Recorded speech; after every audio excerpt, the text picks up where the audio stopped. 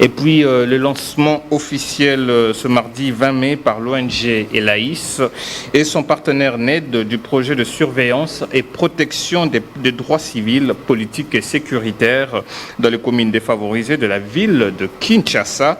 Durant 12 mois, les leaders communautaires seront formés dans la mise en place des mécanismes de lutte contre les violences des droits de l'homme pour sensibiliser et mener des enquêtes sur terrain avec l'aide de la Commission nationale des droits de l'homme et ses partenaires étatiques ainsi qu'internationaux.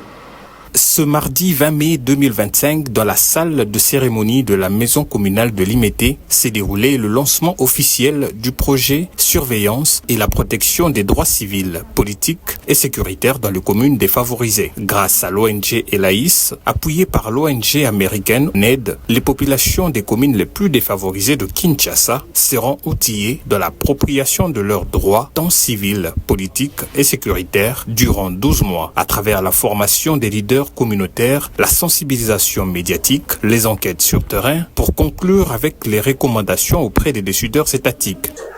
NED nous a fait confiance pour nous accompagner dans la surveillance et la protection des droits civils, politiques et sécuritaires des communes défavorisées de la ville de Kinshasa.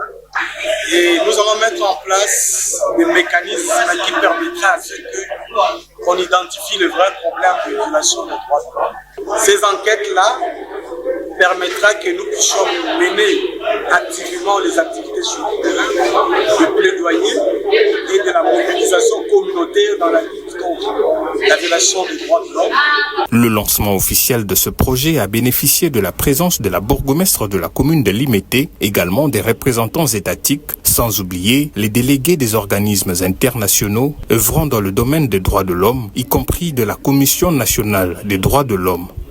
C'est une initiative qui rentre dans le cadre de la mission et des attributions de la Commission nationale des droits de l'homme, monitoring de la situation des droits de l'homme, les enquêtes sur l'observation de la situation des droits de l'homme et la publication des rapports. C'est pour cette raison qu'il a choisi d'accompagner l'ONG Elaïs. Cet accompagnement sera l'objet d'une stratégie.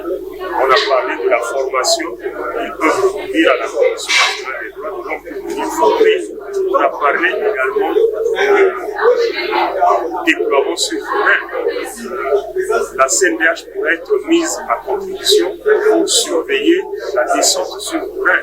Parce que parfois, il y a des incidents, lorsque des enquêteurs sont sur terrain, il y a des incidents qui peuvent se produire, et la CNDH sera prête à alerter les autorités pour que les enquêteurs de l'ONG Elaïs déploiera sur terrain, que ces enquêteurs ne soient pas inquiétés dans le cadre de leur mandat.